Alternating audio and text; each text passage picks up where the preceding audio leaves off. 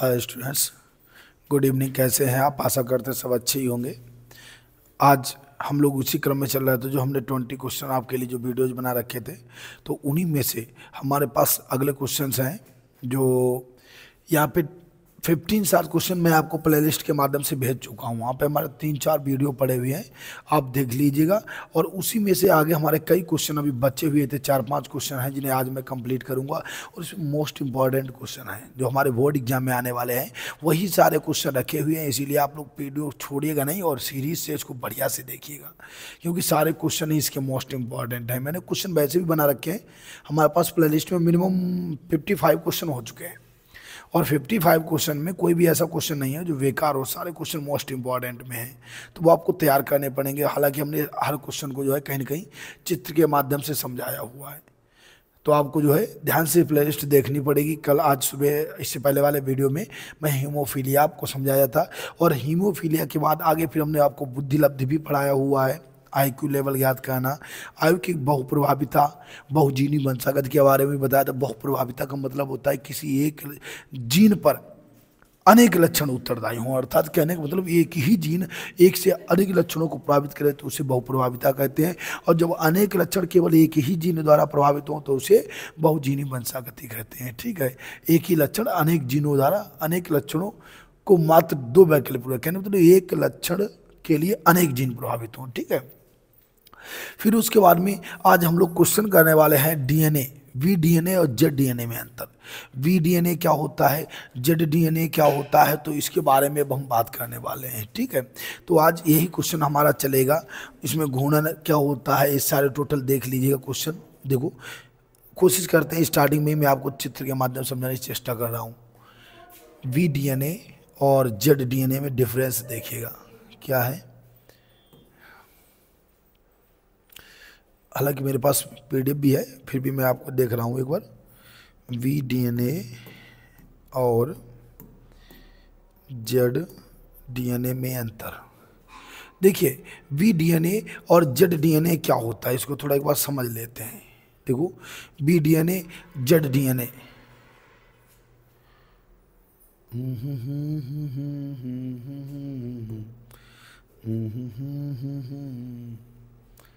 नहीं आएगा क्या?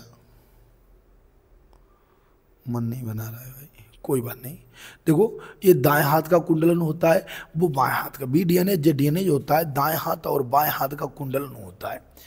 इसके इमेज आपको दिखाते हैं, थोड़ी इमेज से ज़्यादा बढ़िया समझ में आएगा। वी डीएनए जेड डीएनए, ये देखिएगा जरा।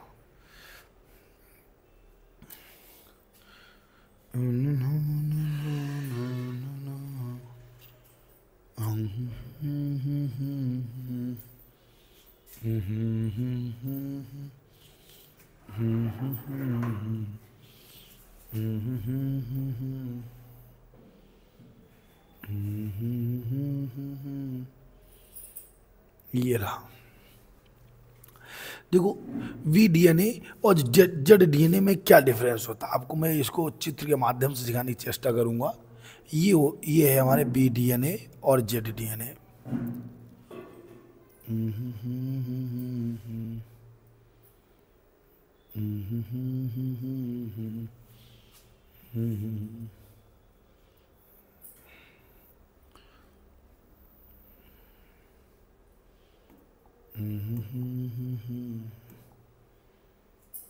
देखो, बी डीएनए जेड डीएनए, इसमें इसका कुंडलन कैसा होता है, राइट हैंडेड होता है। इसका मोड कैसा होता है, राइट हैंडेड की तरफ होता है।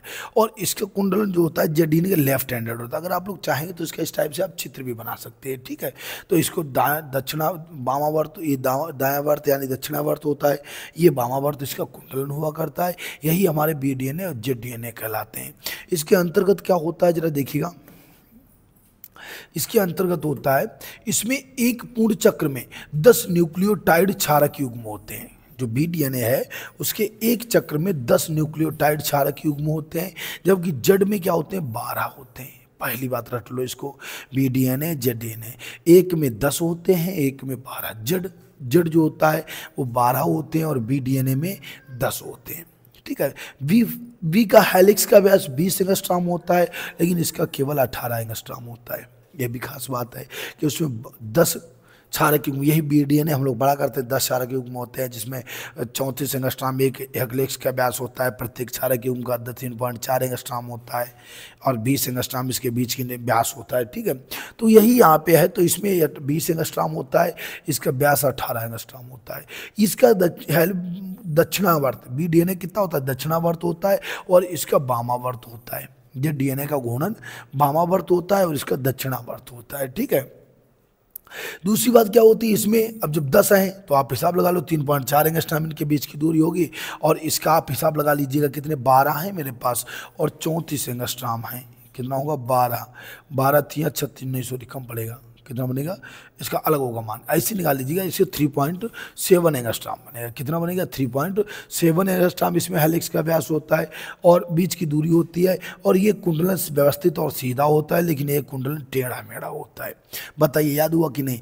BDNA में 10 न्यूक्लियोटाइड क्षारक युग्म पाए जाते हैं, इसमें 12 पाए जाते हैं। इसमें हेलिक्स का व्यास 20 एंगस्ट्राम होता है, इसमें 18 एंगस्ट्राम होता है। इसमें 2 क्षारक युग्म के बीच की दूरी 3.4 एंगस्ट्राम होती है, उसमें 3.7 एंगस्ट्राम होती है।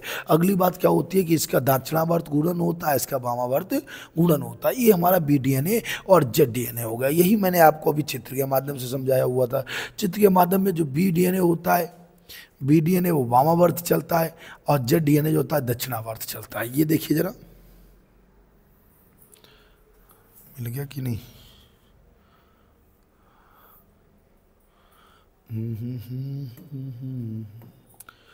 चित्र के माध्यम से क्या होता है देखना, ये होता है BDNA जो होता है राइट हैंड दक्षिणावर्त होता है और ये वामावर्त। देखिए जरा, ये वाला इसका व्यास था, घुमाओ यहाँ से था, ये देखो चल रहा है सीधे इस टाइप से ऐसे चल रहा है, लेकिन इसमें ये ऐसे चल रहा है। ठीक है, वामावर्त और दक्षिणावर्त होता है। ये चीज़ ध्यान रखिएगा। इसमें 10 एंगस्ट्राम होता है, 12 एंगस्ट्राम होता है, 3.6 होता है, 3.7 होता है। ये तो हम लोग अभी पढ़ाई दिए हैं आपको, वही सब है टोटल, कुछ खास नहीं है, नया नहीं है।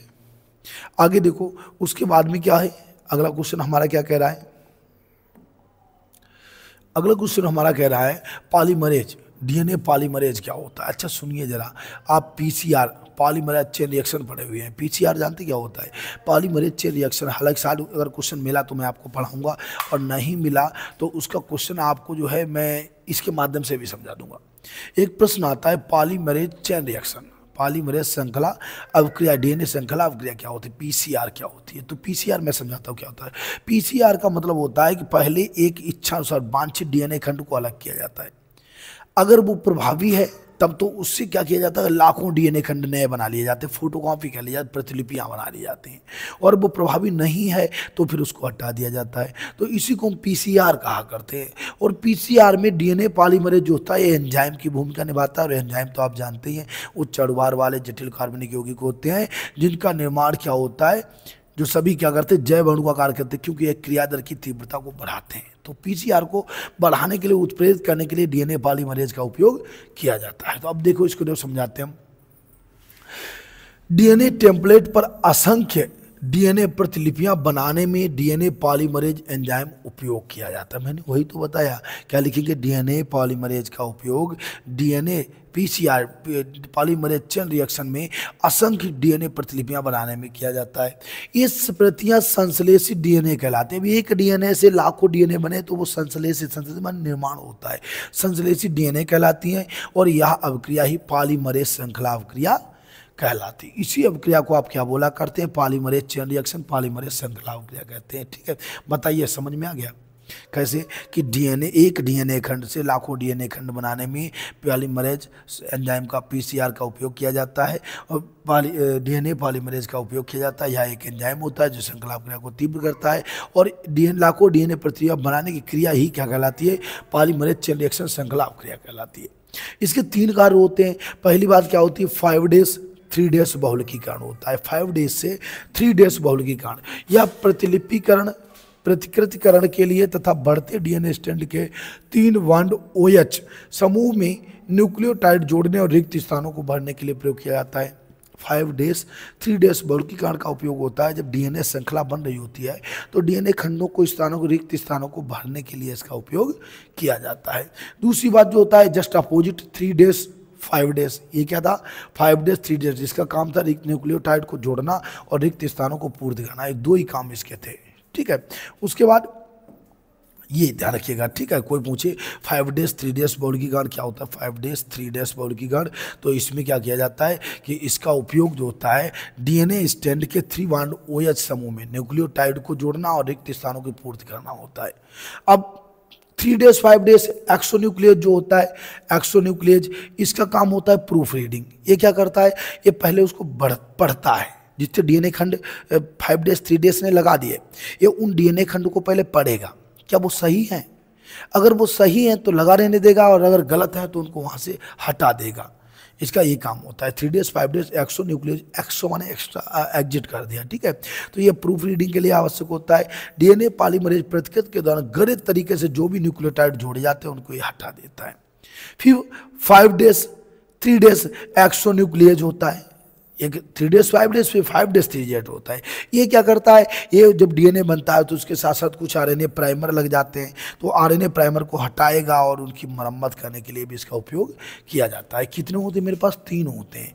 एक होता है 5 डेज 3 डेज बहुलकीकरण, बहुलकीकरण माने भी जोड़ना होता है, नए स्टैंड बनाना होता है। तो ये क्या करता है, ये डीएनए में न्यूक्लियोटाइड समूह को डीएनए स्टैंड में क्या किया जाता है, न्यूक्लियोटाइड समूह को जोड़ने के लिए उपयोग किया जाता है, रिक्त स्थान की पूर्ति के लिए।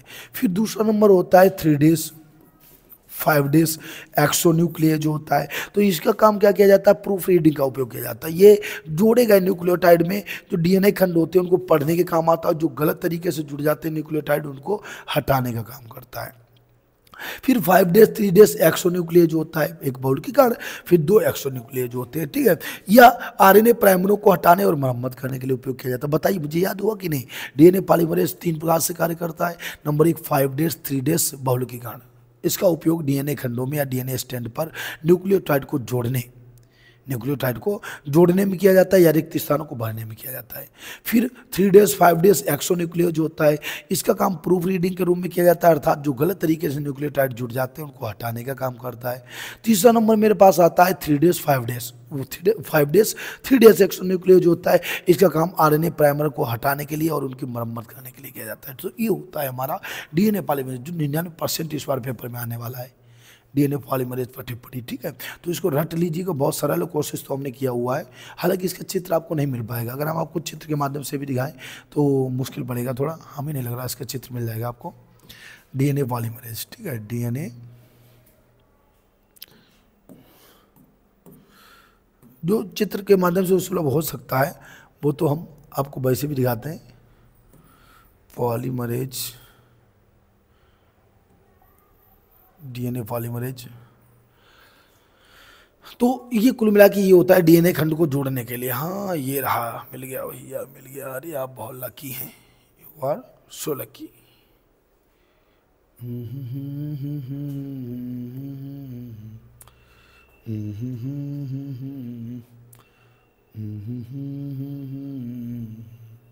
देखो डीएनए पॉलीमरेज का कार्य क्या होता है, अब यहाँ पे आपको बेहतर सिखा सके, बहुत सरल भाषा में इन्होंने दे भी रखा है, बहुत सरल है। देखिए अब डीएनए पॉलीमरेज क्या होता है, ये देखो डीएनए पॉलीमरेज ये रहे, डीएनए पॉलीमरेज, ये डीएनए पॉलीमरेज हो गए, ठीक है। ये 5 डेज 3 डेज है, 5 डेज 3 डेज, एक स्टैंड इसका जो आइसोलेट डीएनए आइसोलेट बना होता है, 2 पॉलीपेप्टाइड श्रृंखलाएं होती है, एक 5 डेज का जाता है, एक 3 डेज का जाता है। बीडीएनए जेड डीएनए के हिसाब से होता है, तो 3 डेज 5 डेज हो सकता है, 5 डेज 3 डेज होता है। तो एक डीएनए खंड से दूसरे डीएनए खंड को जोड़ने के लिए ही डीएनए लाइगेज एंजाइम और डीएनए पॉलीमरेज और आरएनए प्राइमर का उपयोग किया जाता है। जैसे जब न्यूक्लियोटाइड जोड़े जाएंगे तो ये ऐसे खंड लगाए जाते हैं, इनको आरएनए प्राइमर कहा जाता है। जो हमारा 5 डेज 3 डेज न्यूक्लियस होता है वो क्या करता है, इन प्राइमरों को हटाता है। बीच में आप जैसे स्टैंड कहीं पर लगाना है, ये हमारी सीढ़ी है, अब हम सीढ़ी को ऐसे जोड़ेंगे डंडा के साथ में, तो अगर या तो हम कील लगाएंगे, कील नहीं लगाएंगे तो यहाँ पे कुछ फेविक्विक वगैरह लगाएंगे, तो वो आरएनए प्राइमर कहलाएगा। इसको क्या बोलेंगे, आरएनए प्राइमर। और आरएनए प्राइमर को हटाने के लिए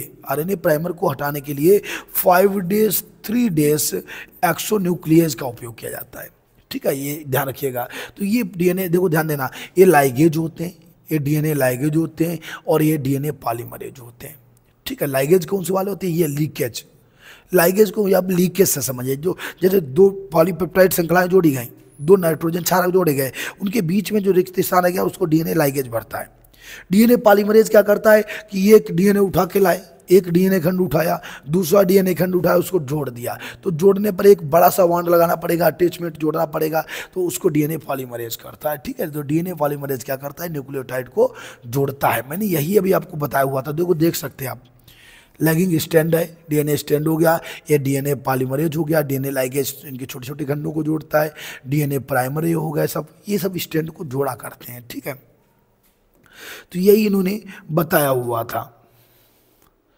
देखो बहुत सारे डीएनए पॉलीमरेज के फिगर हैं।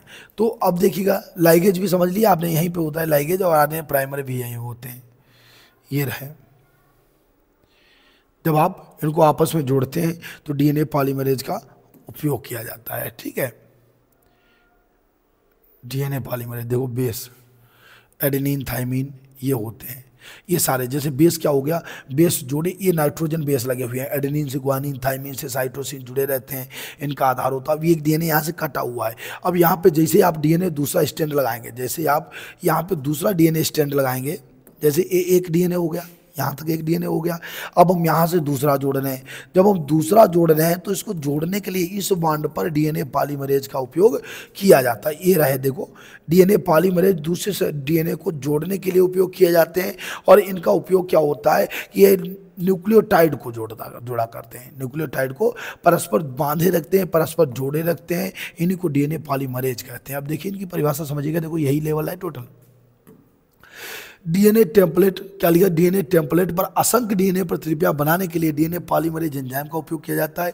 ये प्रतियां संश्लेषित डीएनए कहलाती हैं, और ये आपके पॉलीमरेज चेन रिएक्शन पीसीआर कहलाती है। ठीक है, 3 कार्य, पहला कार्य होता है 5 डेज 3 डेज बोर्ड की कार्य, यह प्रतिकरण के लिए तथा प्रतिकरण फोटोकॉपी करने के लिए तथा बढ़ते डीएनए स्टैंड, लगातार डीएनए बढ़ता जा रहा है लगातार, तो उस स्टैंड को बढ़ते के लिए उसे समूह में न्यूक्लियोटाइड जोड़ने और रिक्त स्थान को भरने में प्रयोग किया जाता है।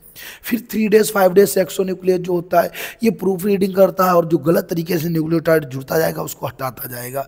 फिर 5 डेज 3 डेज एक्सोन्यूक्लियस जो होता है, ये जितने भी आरएनए प्राइमर लग जाते हैं, बीच बीच में स्टैंड जोड़ने के लिए आरएनए प्राइमर लगाते हैं, और आरएनए प्राइमर को ये हटाता है और उनकी मरम्मत करता है। तो ये कार्य होता है डीएनए पॉलीमरेज का। अच्छा, जब डीएनए पॉलीमरेज है तो आरएनए पॉलीमरेज भी सेम लेवल होगा, ज़्यादा अंतर नहीं होता। ये आरएनए के निर्माण में करेगा, वो डीएनए में करता है। तो देखो जीवाणु में क्या देखना है, इसको थोड़ा समझिएगा। जीवाणु में डीएनए पर निर्भर केवल एक आरएनए पॉलीमरेज जो होता है, जो सभी प्रकार के आरएनए को अनुलेखन को उत्प्रेरित करता है, यानी हर प्रकार के ट्रांसक्रिप्शन को, अनुलेखन को उत्प्रेरित करता है, या प्रोमोटर से जुड़कर अनुलेखन की शुरुआत करता है। जब आरएनए बना करते हैं तो आरएनए अनुलेखन होता है, और अनुलेखन में प्रत्येक अनुलेखन के साथ यही आरएनए पॉलीमरेज एक ही होता है, केवल जीवाणु के डीएनए में केवल एक होता है, और ये लगातार जो है उसमें जुड़ता रहता है, और जुड़ करके नए नए डीएनए खंड बनाता रहता है, वो आरएनए खंड बनाता रहता है, प्रोमोटर के साथ जुड़ता है। आरएनए पॉलीमरेज एक बहु इकाई एंजाइम होता है। कैसा होता है बहु इकाई एंजाइम, जो एडेनोसिन, साइटोसिन, ग्वानिन और uracil, adenosine, cytosine, guanine, uracil nucleoside के समावेश के माध्यम से एक डीएनए टेम्पलेट से न्यूक्लिक एसिड के पूरक स्टैंड, जिसे आरएनए कहा जाता है, बनाने के लिए जिम्मेदार होता है, प्रक्रिया में होता है, उसे प्रतिलेखन कहते हैं। सुनिए कैसे लिखेंगे आप, आरएनए पॉलीमरेज का उपयोग डीएनए से आरएनए के निर्माण में किया जाता है, और इस प्रक्रिया में सभी नाइट्रोजनी चारक का उपयोग किया जाता है, जैसे एडेनिन, ग्वानिन, थाइमिन और साइटोसिन। ठीक है, तो इन सभी का उपयोग किया जाता है, तब न्यूक्लिक एसिड भी होता है, तब बनता है क्या, आरएनए, हमारा डीएनए बनता है, और इसके आरएनए बनता है। इसी क्रिया को प्रतिलेखन कहा जाता है, और ये किसके रूप में कार्य करता है, अनुलेखन को उत्प्रेरित करता है। ठीक है, आरएनए पॉलीमरेज कितने होते हैं, 1 2 3 4 5 6, 5 होते हैं। कितने होते हैं, 5 होते हैं आरएनए पॉलीमरेज। तो अब आप समझ गए होंगे आरएनए पॉलीमरेज क्या होता है। आरएनए पॉलीमरेज जो होता है, ये आरएनए के निर्माण में मुख्य भूमिका निभाता है। डीएनए से आरएनए के निर्माण के समय प्रतिलेखन का जो कार्य होता है, वो आरएनए पॉलीमरेज ही करता है। देखिए क्या होता है RNA polymerase, RNA polymerase no no no no no no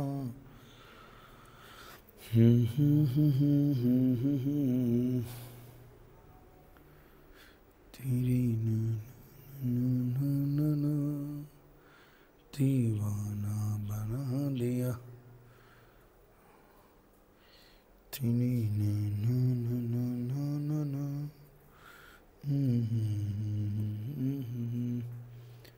देखो दिखाते हैं आपको, इसके माध्यम से समझाते हैं, चित्र के माध्यम से, हो सकता है बेहतर आ जाए। देखो ये होते हैं RNA polymerase. RNA polymerase first हो गया, आरएनए पॉलीमरेज सेकंड हो गया, आरएनए पॉलीमरेज सेकंड, ये सब होते हैं आरएनए पॉलीमरेज। ठीक है, ये क्या करते हैं, डीएनए खंड का निर्माण किया करते हैं। जैसे प्री आरएनए हो गया, एम आरएनए, ठीक है, एन आरएनए, एसटी आरएनए, सब आरएनए के पार्ट है टोटल। ये सब क्या है, आरएनए के पार्ट होते हैं। ये रहा आरएनए पॉलीमरेज क्या करता है, एक्टिव साइट, बढ़िया फिगर नहीं दिखा रहे हैं,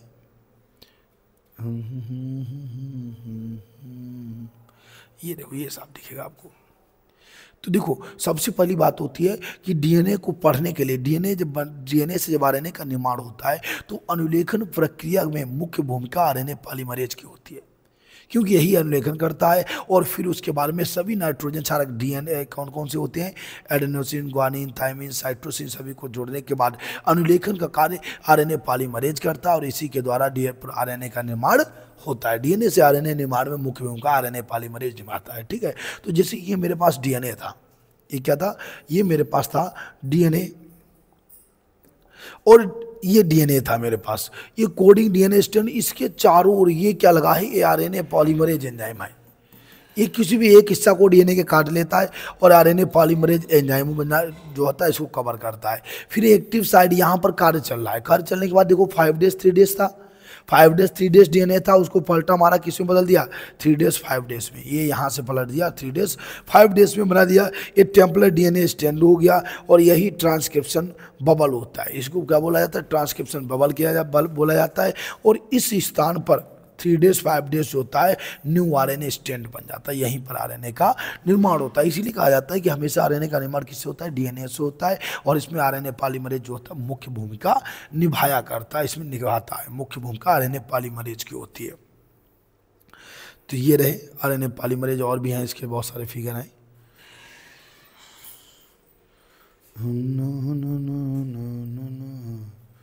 ये तो आपको मैंने दिखा भी दिया था। फिर क्या होता है, अब देखो समझिएगा, हालांकि अब समझ में आ गया होगा आरएनए पॉलीमरेज क्या होता है। जीवाणु में डीएनए पर निर्भर केवल एक आरएनए पॉलीमरेज होता है जो सभी प्रकार के आरएनए को अनुलेखन करता है और या प्रमोटर से जुड़कर अनुलेखन की शुरुआत करता है। जो अनुलेखन प्रक्रिया होती है उसकी शुरुआत कौन करता है, आरएनए पॉलीमरेज करता है। ये सभी प्रकार प्रमोटर से जुड़ने के बाद हर प्रकार का आरएनए का निर्माण में जो अनुलेखन होता है, क्योंकि अनुलेखन द्वारा ही आरएनए का निर्माण होता है, तो उसके निर्माण प्रक्रिया का काम कौन करता है, आरएनए पॉलीमरेज करता है। आरएनए पॉलीमरेज एक बहु इकाई एंजाइम होता है जो एडेनोसिन, साइटोसिन, ग्वानिन और यूरेसिल, अब भाई थाइमिन नहीं बोलेंगे इसको, क्योंकि डीएनए में थाइमिन होता है, आरएनए में यूरेसिल होता है। यूरेसिल के न्यूक्लियोटाइड के साथ जुड़कर एक डीएनए टेम्पलेट से न्यूक्लिक एसिड बनाने के लिए जिम्मेदार, न्यूक्लिक एसिड से आरएनए बनाने के लिए जिम्मेदार होता है। ठीक है, 5 प्रकार के होते हैं, लिख दीजिएगा। अब देखो मानव genome project most important question है, मानव जीनोम प्रोजेक्ट क्या होता है।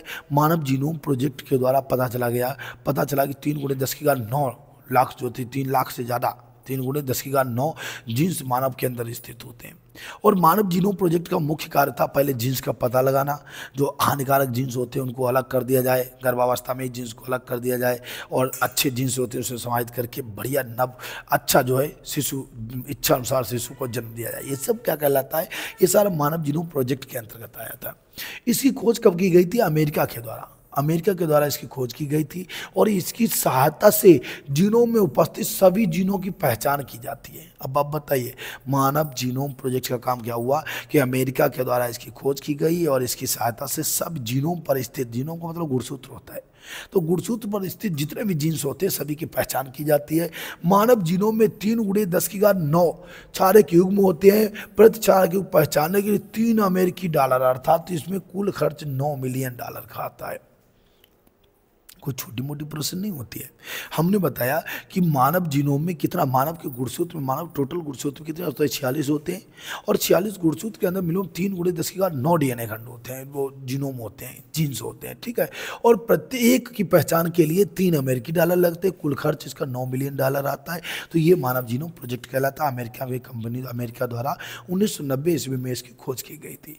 जीनोम पर स्थित, जीनोम माने होता है गुणसूत्र पर स्थित सभी क्षारक जीनों की पहचान इसी के द्वारा की जाती है। ठीक है, फिर क्या था, इसका उद्देश्य क्या था कि मानव जीनोम पर स्थित सभी क्षार युग्मकों की संख्या ज्ञात करना, संख्या का अनुक्रम का निर्धारण करना, संख्या के अनुक्रम का निर्धारण करना, यानी मानव जीनोम पर स्थित जितने भी चारक युग्म हैं, एडेनोसिन, थाइमिन, ग्वानिन, साइटोसिन, उनका सभी की संख्या का निर्धारण करना अनुक्रम, जीनोम पर स्थित सभी जीन्स याद करना, जीन्स के कार्यों का निर्धारण करना, आनुवांशिक विकार उत्पन्न करने वाले जीन्स की पहचान, और क्लोनिंग द्वारा जीन चित्रण करना, क्लोनिंग द्वारा नए जीन बनाना, जीन पहचान कर उसके आनुवंशिक विकारों को दूर करना, या दूसरी बात जीन्स के कार्यों का निर्धारण, जीनोम के पर जीन्स ज्ञात करना, मानव जीवन में अनुक्रम का निर्धारण करना, ये सब इसके उद्देश्य हुआ करते थे। कार्य क्या होते हैं किसी मनुष्य की आनुवंशिक वंशावली के निर्धारण में। इससे आप बता सकते हैं कि मनुष्य जो है वो किस पूर्वज से रिलेटेड है, उसके पूर्वज कौन कौन से थे, तो पूरी आनुवंशिक वंशावली आ जाएगी। दूसरे, ये तो बात मैंने अभी ऊपर ही बता दी, विकार उत्पन्न करने वाले जीन्स पहचाने जाते हैं, और फिर रोग जैसे घातक रोग हैं जैसे एनीमिया है, हीमोफीलिया है, इनका पता लगा लिया जाता है। जन्म से पूर्व ज़्यादा घातक विकार है तो उसको पहचान लिया, पहचानने के बाद उस भ्रूण को नष्ट कर दिया, संतान को नष्ट करने में इसका उपयोग किया जाता है। जीन थेरेपी द्वारा कुछ आनुवंशिक रोग ऐसे होते हैं जो जीन थेरेपी द्वारा बदले जा सकते हैं, तो उसको जीन थेरेपी करके वो सारे जीन्स खराब वाले हटा दिए और अच्छे जीन्स समाज कर दिए। इन सभी का काम मानव जीनोम प्रोजेक्ट के अंतर्गत आता था। इसको जरा एक बार देख लीजिएगा, हो सकता है इसका फिगर मिल जाए, मिलना तो नहीं चाहिए क्योंकि मानव जीनोम प्रोजेक्ट कोई विशेष कार्य नहीं है, ये तो सभी मिक्सअप होता है जीन्स के लिए। ये किसके लिए होता है? जीन्स के लिए होता है मानव जीनोम प्रोजेक्ट।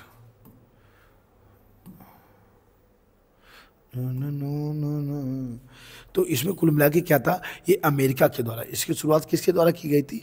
अमेरिका के द्वारा की गई थी, और इसमें बहुत सारे इसमें जीन्स की पहचान की जाती है। मानव जीनोम प्रोजेक्ट में जीन्स की पहचान की जाती है, और जीन्स की पहचान कर देखो इस टाइप से इसकी कोडिंग होती है। माइक्रोनोट्स है, जीनोम प्रोजेक्ट बना हुआ है, माइक्रोनोट्स है उसका, देख लेते अगर खुल गया तो सही है। ऐसे इसमें क्या होता है, इसमें ऐसे इसकी पहचान इससे इस टाइप से 1993-94 लिखा हुआ है।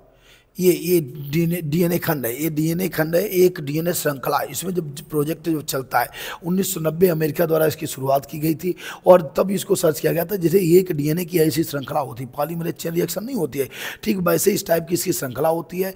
और इसमें लाखों, कितने 3 × 10⁹ क्षारक युग्म होते हैं। देखो एडेनिन, ग्वानिन, थाइमिन, साइटोसिन, सारे नाइट्रोजन बेस इसमें एक साथ उपस्थित होते हैं, देख रहे होंगे आप, बहुत सुंदर। ये मानव जीनोम प्रोजेक्ट कहलाता है। मानव के अंदर जो होता है 3 × 10⁹ क्षारक युग्म होते हैं, और एक क्षारक युग्म की पहचान करने में $3 मिलियन का खर्चा, $3 का खर्चा आता है, कुल मिला के $9 मिलियन लगते हैं। ठीक है, तो देखिए जरा इस टाइप से मानव जीनोम प्रोजेक्ट था। ये था मानव जीनोम प्रोजेक्ट। ऐसे कोड निर्धारित किए जाते थे, इसके द्वारा जो था कोड का पता लगाया जाता था। मानव जीनोम प्रोजेक्ट के द्वारा कोड, एक स्टैंड होता था और स्टैंड के माध्यम से सारे कोड बताए जाते थे, क्षारक युग्म को बताया जाता था।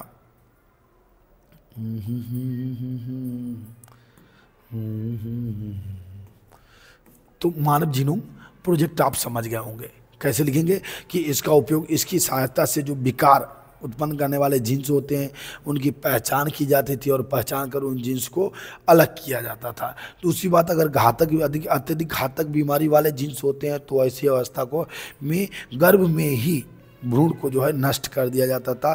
तो ये सब प्रोसेस किसके द्वारा कहलाता था? मानव जीनोम प्रोजेक्ट के अंतर्गत आता था। अगले पॉइंट पे आते हैं कि इसमें जीन्स की, तो आप समझ गए कि नहीं बताइए? मानव जीनोम प्रोजेक्ट समझे कि जीन थेरेपी द्वारा आनुवंशिक रोग का उपचार, जन्म से पूर्व घातक विकारों को पता लगाकर गर्भाशय में ही बच्चे को समाप्त कर देना, आनुवंशिक रोग एनीमिया है, हीमोफीलिया आदि का पता लगाना, विकार उत्पन्न करने वाले जीन्स का पता लगाना, मनुष्य में आनुवंशिक वंशावली कर देना। वो तो दिखते हैं, आप लाखों डीएनए स्टैंड बनते चले जाएंगे, सारे जीन्स पता लग जाएंगे।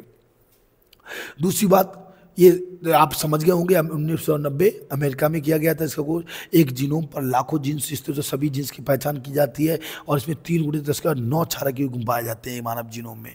3 × 10⁹ एक क्षारक युग्म की पहचान करने में $3 मिलियन अमेरिकी की आवश्यकता होती है, और इस बार कुल खर्च में $9 मिलियन का खर्च आता है। तो ये है मानव जीनोम। जब भी आप लिखिएगा तो ये, हालांकि कुछ लोगों में हो सकता है 3 नंबर में क्वेश्चन आए, आप पूरा लिखिएगा। मैंने इसकी बहुत सरल भाषा, सरल पॉइंट निकाल के रखे हैं। हर किताब में आपको इस टाइप के पॉइंट नहीं मिल पाएंगे, क्योंकि मैंने कई किताबों से मिक्सअप करके इसको निकाला है, नेट से भी सर्च किया है, बहुत कुछ आपके लिए बड़ा प्रयास करते हैं। ठीक है, तो देखो लाइसोजेनिक और लाइटिक चक्र क्या होता है, ये भी मोस्ट इंपॉर्टेंट क्वेश्चन है। लाइसोजेनिक चक्र क्या होता है जरा एक बार समझिएगा। इसमें विषाणुओं का, लाइसोजेनिक चक्र देखिएगा जरा थोड़ा, इसमें विषाणुओं का आनुवंशिक पोषक पदार्थ, आनुवंशिक पदार्थ जो होता है पोषक कोशिका के डीएनए से जुड़कर उसी के साथ दुगुणन करता है। जो विषाणु का आनुवंशिक पदार्थ होता है वो क्या करता है, पोषक कोशिका में डीएनए में चला जाता है और डीएनए के साथ जुड़ता है, फिर वहीं पे बड़ी तेज दुगुणन करता है, वृद्धि करता है। उसके बाद दोनों एक ही साथ संतति पोषक कोशिकाओं में पहुंचते हैं, तो वो डीएनए के साथ साथ में वो भी संतति कोशिकाओं में पहुंच जाता है। विषाणु के आनुवंशिक पदार्थ का दुगुणन तो होता है, लेकिन विषाणु प्रोटीन नहीं बनते हैं। हालांकि आनुवंशिक पदार्थ भी बनेगा, आनुवंशिक पदार्थ का दुगुणन जब वो डीएनए से जुड़ गया, तो जब डीएनए दुगुणन करता है, दुगुणन माने होता है 1 के 2, 2 से 4, 4 से 8। अब प्रत्येक डीएनए खंड जो होता है लगातार नए डीएनए बनाता रहता है, तो जब डीएनए नई संतति कोशिका में बनाता है तो उसमें वो भी विकार जो है उसके साथ जुड़ा हुआ है, तो वही विषाणु का डीएनए जो होता है आनुवंशिक पदार्थ वो भी उसके साथ चला जाता है। लेकिन ये क्या करता है, डीएनए बनाता है, ये डीएनए आनुवंशिक पदार्थ तो दुगुणन करता है, लेकिन ये विषाणु प्रोटीन नहीं बनते, इसीलिए विषाणु की उपस्थिति से पोषक कोशिका प्रभावित नहीं होता। जब विषाणु प्रोटीन बन जाएगी तभी बीमारी तेज बढ़ती है, जब तक प्रोटीन नहीं बनेगी, केवल आनुवंशिक पदार्थ बदलने दो, तो इसीलिए पोषक कोशिका प्रभावित नहीं होती है। विषाणु की यह गुणन विधि ही क्या कहलाती है, लाइसोजेनिक चक्र कहलाती है। विषाणुओं को प्रोफेज अवस्था कहलाती है। यह अवस्था जो होती है, प्रोफेज माने प्रारंभिक होता है, और यह अवस्था ही विषाणुओं की प्रोफेज अवस्था कहलाती है। तो ये हमारा होता है लाइसोजेनिक चक्र। लाइसोजेनिक चक्र आप समझ गए होंगे, एक बार देखते हैं, बाई चांस चित्र के माध्यम से ज़्यादा बेहतर हो जाए।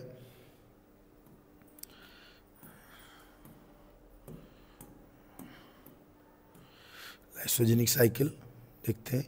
तो कुल मिला के हमने आपको बता दिया है कि विषाणु, इसमें क्या होता है लाइसोजेनिक चक्र में, यहाँ से तो नहीं समझ में आएगा।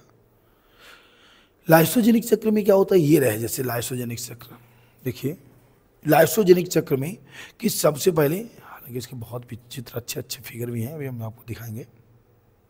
ये देखो कितना साफ दिख रहा है, ये होता है लाइसोजेनिक चक्र, ठीक है। ये सैलोम एजुकेशन से लिया गया है। लाइसोजेनिक क्या होता है कि इसमें, अब थोड़ा समझिएगा इसको एक बार, हमने बताया कि इसमें विषाणु जो होता है लाइसिस करता है, वो क्या करता है, लाइटिक चक्र भी इसी के अंतर्गत होता है। लाइसोजेनिक चक्र ये वाला हो गया, लाइसोजेनिक ये है, लाइटिक ये है। तो लाइसोजेनिक चक्र में सबसे पहले क्या होता है, विषाणु का, जैसे ये विषाणु हो गया, विषाणु का जो आनुवंशिक पदार्थ होता है वो डीएनए खंड से जुड़ता है। किससे जुड़ता है, डीएनए खंड से। और जब वो जेरा डीएनए, अब विषाणु का आनुवंशिक पदार्थ भागा चलाया, डीएनए खंड से जुड़ गया, और डीएनए खंड के बाद में यहाँ तो रेप्लिकेशन होता है। जो लाइटिक चक्र होता है उसमें देखिए, पहले ये क्या था, डीएनए था हमारा, माइटोकॉन्ड्रिया में डीएनए स्थित है। अब यहाँ से ये विषाणु है, विषाणु का आनुवंशिक पदार्थ यहाँ से टूटा।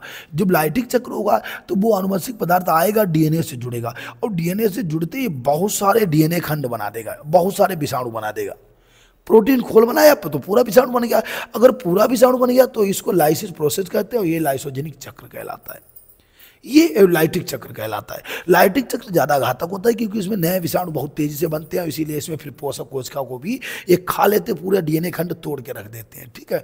लेकिन लाइसोजेनिक चक्र में क्या होता है कि ये विषाणु का जो आनुवंशिक पदार्थ केवल डीएनए से मिला, और इसको मिलने के बाद में केवल इसका विषाणु को आप देख रहे होंगे, केवल विषाणु को आनुवंशिक पदार्थ ही डीएनए के साथ साथ वृद्धि करता है। और ऐसी अवस्था में जो ये हमारे नए जो डीएनए खंड होते हैं वो विषाणु होते हैं, इनका निर्माण नहीं होता। ये लाइसिस प्रोसेस लाइसोजेनिक चक्र कहलाता है, ठीक है। इसमें क्या होता है, वर्टिकल ट्रांसफर होता है, 1 से 2, 2 से 4 बनते हैं, वहाँ वर्टिकल ट्रांसफर नहीं होता है। तो ये देखिएगा जरा इसका प्रोसेस। तो आप समझ गए होंगे लाइसोजेनिक चक्र में क्या होना है। लाइसोजेनिक चक्र में पहले तो विषाणु जो होता है पोषक कोशिका में, किस में जाता है, लाइसोजेनिक चक्र में पहले विषाणु का आनुवंशिक पदार्थ डीएनए के साथ मिलता है और फिर डीएनए के साथ साथ द्विगुणन करता है। लेकिन इस क्रिया में डीएनए के साथ साथ विषाणु का केवल आनुवंशिक पदार्थ द्विगुण बनता है, लेकिन उसका प्रोटीन खोल नहीं बनता, और इसीलिए पोषक कोशिका को कोई हानि नहीं होती। इस प्रकार का चक्रण ही लाइसोजेनिक चक्र कहलाता है। लेकिन लाइटिक चक्र क्या होता है, बिल्कुल आप जब भी पढ़िएगा तो इसीलिए हम एक साथ इसको दोनों को लगा के रखे हैं, क्योंकि दोनों सेम हैं। इसमें क्या होगा जरा देखना कि विषाणु का जो आनुवंशिक पदार्थ होता है,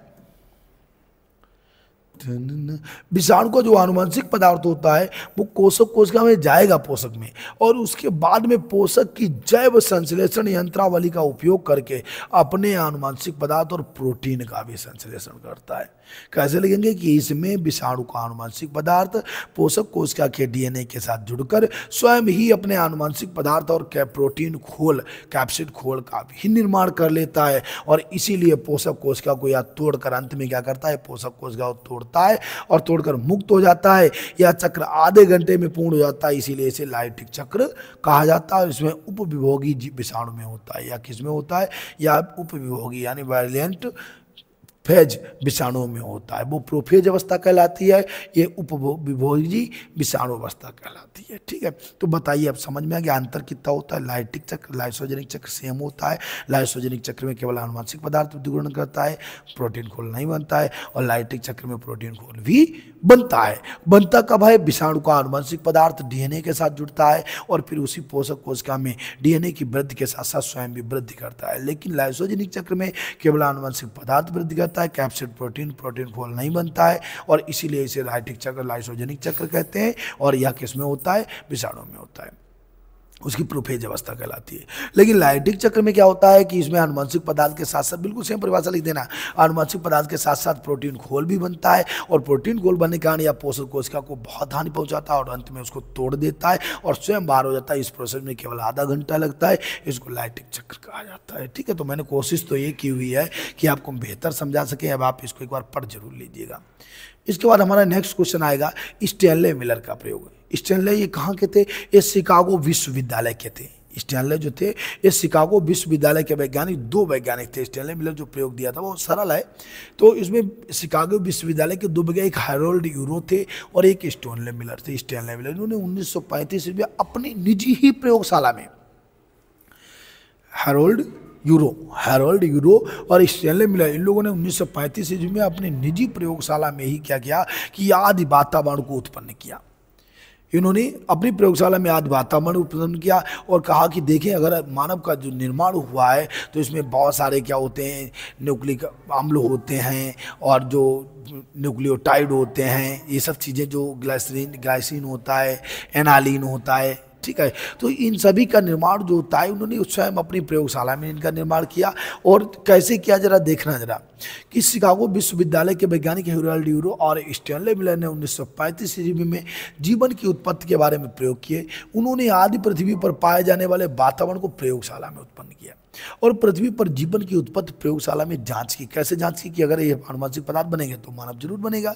तो इन्होंने क्या किया, एक भारी सा फ्लास्क लिया, उसमें methane, ammonia, hydrogen CH4, NH3 और H2, कौन कौन सी गैसें ली, 3 गैसें ली थी उन्होंने। मेथेन, अमोनिया और हाइड्रोजन गैस को 2:1, मेथेन कितनी थी, 2 में थी, 1:3 था। ठीक है, 2:1:2 के अनुपात में। ये ऑब्जेक्टिव क्वेश्चन आ सकता है कि कौन कौन सी गैसों को भरा गया था। तो मेथेन, अमोनिया, हाइड्रोजन, उनका अनुपात क्या था, 2:1:2 था। ठीक है, फिर उन्होंने क्या किया, गैसीय मिश्रण को टंगस्टन जो होता है, आप पीले वाला बल्ब देखें, पीले वाले बल्ब में जो धातु होती है वो टंगस्टन होती है। कौन सी वाली, ये टंगस्टन धातु हुआ करती है। अभी आपको बल्ब दिखा रहे हैं, हालांकि आप लोग जानते भी हैं। टंगस्टन धातु, नाइक्रोम का तार, टंगस्टन तार, ये सब चीज़ें जो है कहाँ मिलती है आपको, बल्ब में। तो इन्होंने प्रयोगशाला में क्या किया, टंगस्टन धातु का एक तार जो था, इलेक्ट्रोड इनका लगा हुआ था,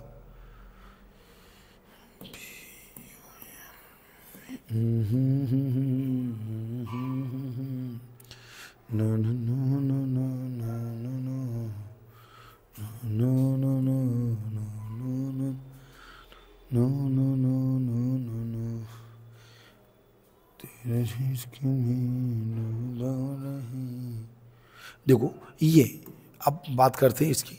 जैसे हैलोजन वगैरह होता है तो ये टंगस्टन, ये जो तार इसमें लगा होता है, आपने देखा होगा बल्ब में, आप इस टाइप का जो बल्ब होता है तो बल्ब में देखते हैं आप इस टाइप से ऐसे ऐसे ऐसे ऐसे ऐसे एक स्प्रिंग लगा होता है, इनके साथ में एक स्प्रिंग लगा होता है। इस स्प्रिंग को ये टंगस्टन होती है, टंगस्टन धातु होती है, इसको W बोलते हैं, W, इसका प्रतीक W होता है।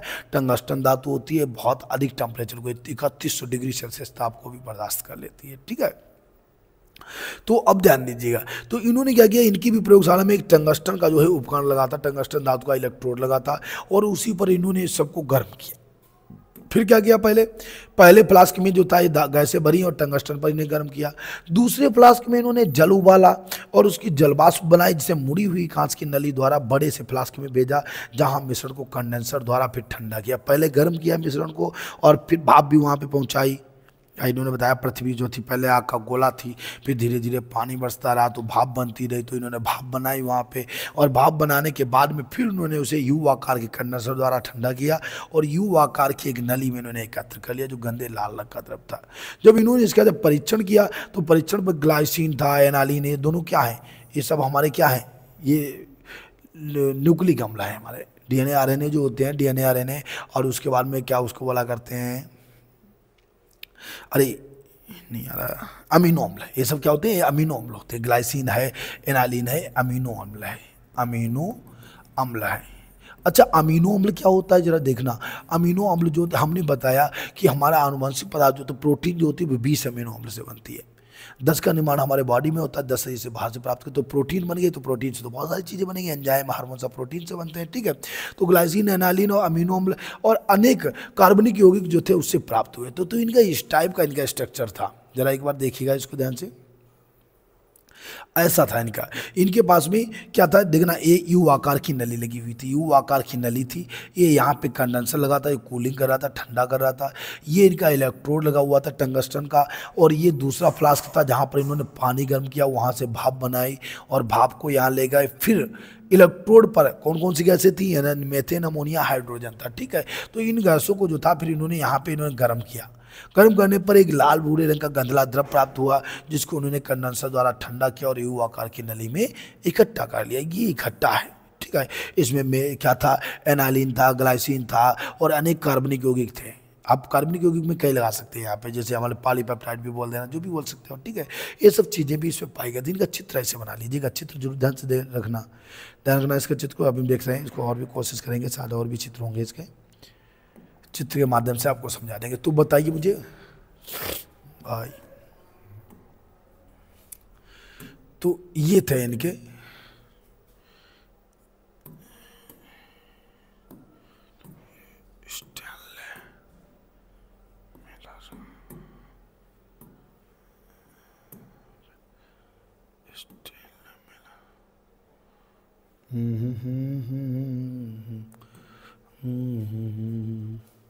देखो, ये इनके प्रयोग थे। स्टेनले मिलर के प्रयोग कैसे थे, इस टाइप के। तो थोड़ा एक बार देख लेना, बहुत बढ़िया से कोशिश करें, आपको चित्र दिखा रहे हैं, चित्र के माध्यम से ज़्यादा बेहतर हो जाता है। कोई भी फिगर हो, दिख रहा है ना,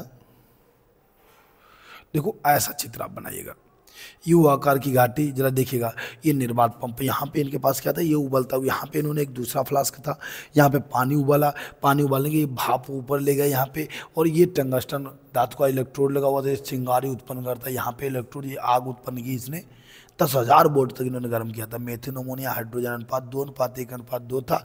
और फिर उसके बाद में उसको जब ठंडा किया तो वो गंधले लाल रंग का द्रव तरल प्राप्त हुआ, कंडेंसर द्वारा उसको ठंडा किया और यू आकार की नली में इकट्ठा कर दिया। तो ऐसे ये तो इन्होंने जब इसका उपयोग जांच की, तो जांच में इन्हें कई चीज़ें इसमें पदार्थ इन्हें प्राप्त हुए, कई पदार्थ इनको प्राप्त हुए, जैसे हम लोग ग्लाइसिन हो गया, एनालिन हो गया और न्यूक्लियोटाइड हो गया।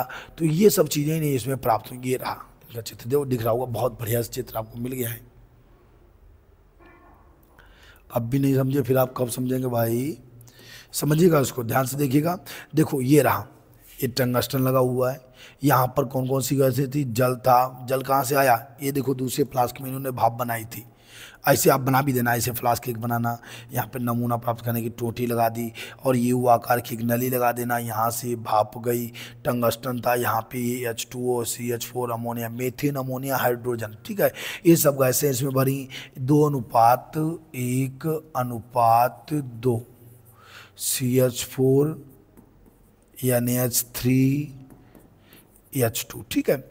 और फिर इन्होंने यहाँ पे संघनित लगाया, संघनित को कंडेंसर कहा जाता है, कंडेंसर लगाया और जब उसको ठंडा किया तो ये तरल प्राप्त हुआ, ये तरल प्राप्त हुआ जिसमें क्या था, अनेक कार्बनिक यौगिक थे, ठीक है। तो देखो चित्र को ध्यान से समझिएगा, आपको पेपर में यही चित्र बनाना है, ये आ सकता है, 99% इसकी संभावना है। और पेपर में आपको यही वाला चित्र बनाना भी है, बहुत बढ़िया चित्र है इसका।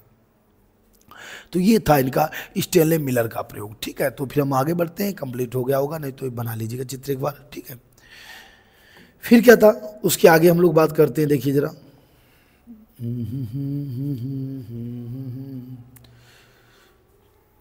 उसके बाद में अगला प्रश्न हमारा सा लास्ट क्वेश्चन है, हमारे समय लास्ट है, बिल्कुल लास्ट है। देख लेते, थोड़ा बहुत टाइम आपने दिया, बहुत बहुत धन्यवाद हमारे साथ जुड़े रहने के लिए। तो देखो, उत्परिवर्तन क्या होता है?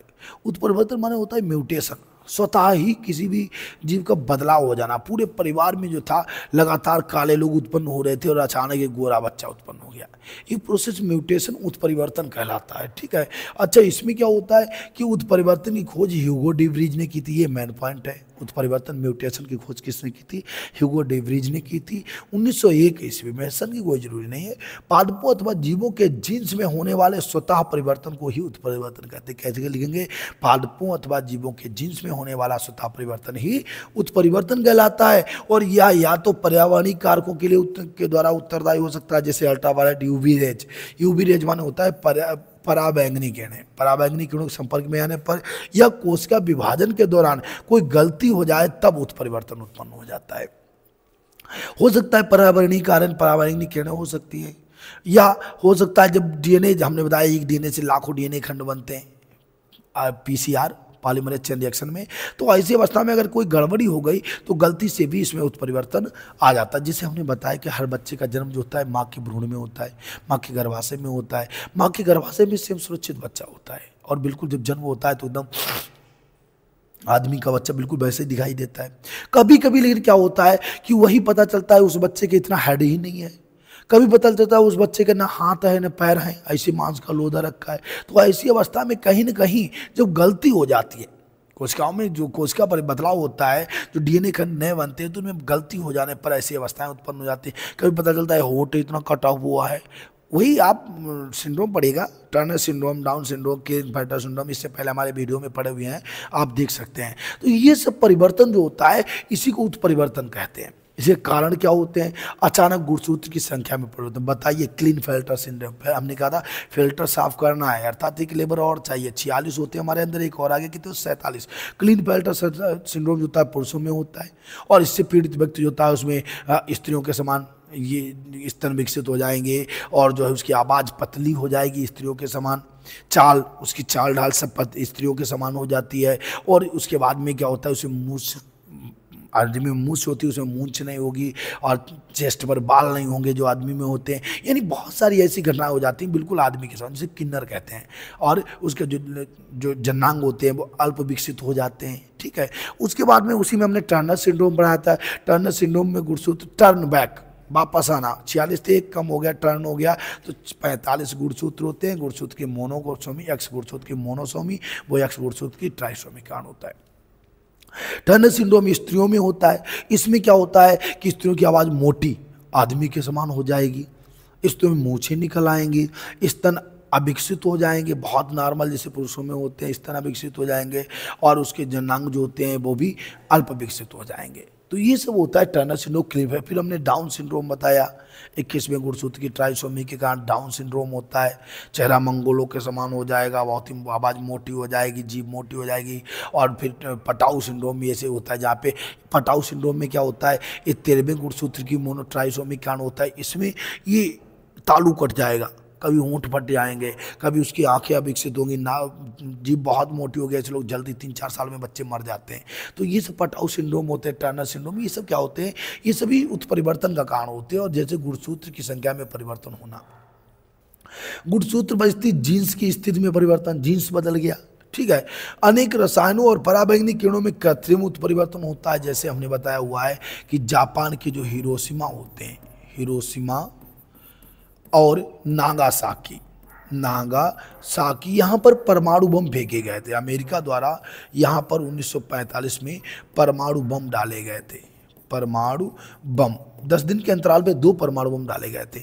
आज भी इसका प्रयोग वहाँ पर, आज भी इसके या जो था ये वायरस, इसका परमाणु बम था, परमाणु जो थे वो जीन्स में समाहित हो गए, और आज भी वहाँ पर बच्चे विकलांग उत्पन्न हो रहे हैं। तो ये क्या होता है कि रसायनों और पराबैंगनी किरणों से भी कृत्रिम उत्परिवर्तन होता है। अनियंत्रित हार्मोन स्रावन उपापचय त्रुटियों के कारण भी उत्परिवर्तन हो जाता है। कुछ लोगों में बहुत सारे हार्मोन उत्पन्न होता है, बहुत सारे भीमकाय हो जाते हैं, बड़े लंबे लंबे पतले चले जाएंगे, अनियंत्रित हार्मोन स्रावन। कुछ लोग नाटे से रह गए, ये भी उत्परिवर्तन है। घर में कोई नाटा नहीं था लेकिन उसमें स्रावन जो था हार्मोन का कम हुआ, थायरोक्सिन का, और वो नाटा रह गया। उसके बाद में उत्परिवर्तन के कारण ही नई जातियों का जन्म होता है और एक जाति के भिन्न भिन्न सदस्यों में अलग अलग प्रकार का उत्परिवर्तन भी पाया जाता है। उत्परिवर्तन लगातार बदल सकता है, इसी कारण नई नई जातियों का जन्म होता है। अब शायद आप उत्परिवर्तन को आपके समझ में आ गया होगा। अच्छा, आज हमने जो था अपना वादा पूर्ण किया है, 20 क्वेश्चन हमने कंप्लीट किया। अब आपकी जिम्मेदारी है इस प्लेलिस्ट को पूरा देखना, क्योंकि आप लोग लगातार प्लेलिस्ट हमारी देखते रहिएगा। अभी हम बहुत सारे क्वेश्चन और भी बनाने वाले हैं जो हमारे बायोलॉजी में मोस्ट इंपॉर्टेंट है। टीचर्स इतना बेहतर नहीं पढ़ाते हैं, वो लोग विद्यालय में नहीं पढ़ा पाते इतना अच्छा, कोशिश करते हैं, उनके पास या तो संसाधन उत्पन्न नहीं होते हैं। तो हमने इसीलिए प्रयास किया हुआ है कि हम आपके लिए जो है अच्छे से अच्छे क्वेश्चन बेहतर तरीके से चित्र के माध्यम से समझा सकें। आप हमारे साथ जुड़े रहिएगा। ऐसे ही हमने इंग्लिश में भी बहुत कुछ बदलाव किया हुआ है। और आज के लिए जो है, जय हिंद।